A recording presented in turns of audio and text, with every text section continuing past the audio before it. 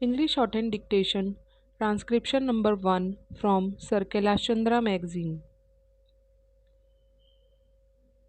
Start. Now, Sir, Honorable members will recall that the bill was introduced in the House of the People on the 2nd September 1953. It has had a long history, and in one form or another it has been before the public since the end of 1949. In the statement of objects and reasons, the various stages through which the bill has passed since 1946 have been summarized, and I need not recapitulate on this occasion the circumstances in which the then Government of India took the decision in early 1946 to initiate an inquiry into the reform of our company law. I would remind honorable members that between 1946 and 1948 the entire field of company law was carefully reviewed by two distinguished company lawyers who were appointed to recommend the broad lines on which the present act should be revised. Their recommendations were examined in the then Ministry of Commerce, and certain tentative departmental views which emerged were circulated in a comprehensive memorandum to all recognized trade and industrial associations, bar associations, the high courts, and the state governments.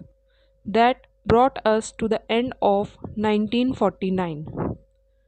Many representations on this memorandum were duly received from chambers of commerce, trade and industrial associations, state governments, and the general public.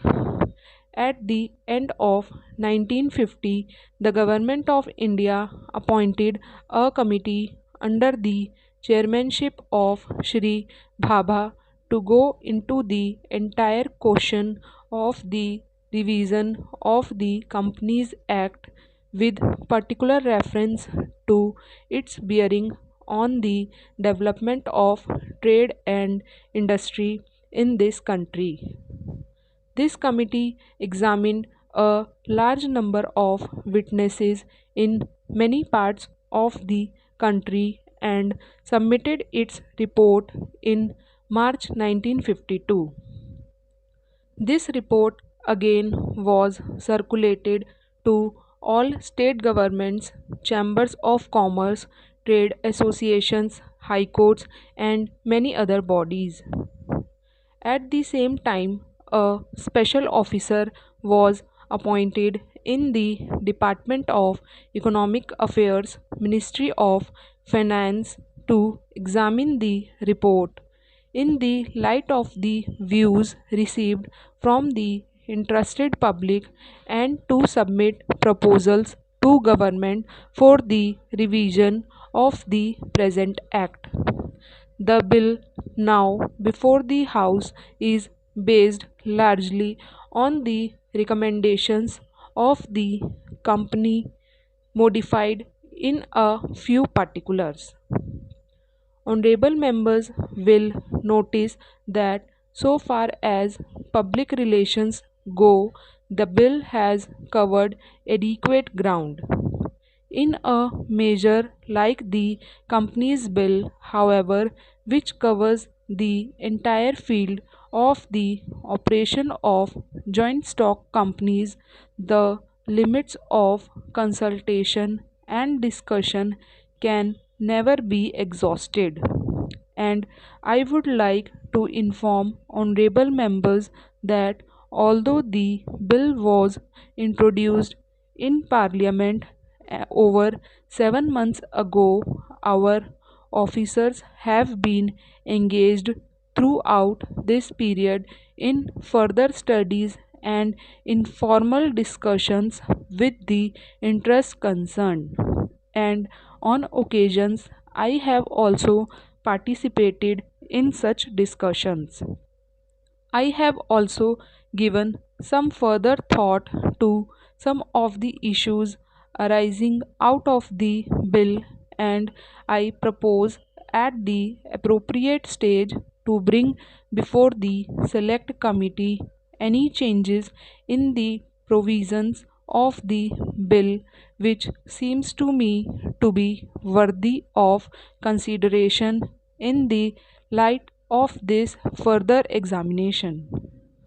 No honorable members will have noticed that the bill contains 6 clauses and 12 schedules. I think it is probably one of the longest legislative measures in recent legislative history, but its size might be regarded as misleading unless I make a few comments. The bill is both, one must remember, a consolidating and amending measure. As mentioned in the statement of objects and reasons, this is the first opportunity which has occurred since 1923 for the consolidation of the Companies Act. Advantage has been taken of this opportunity to redraft several long and complicated sections in the present Act, which have been split up into a large number of clauses. This is the largest single factor accountable for the increase in the number of clauses in the bill. New clauses embodying substantial changes in the present law would hardly constitute more than a small fraction of the bill.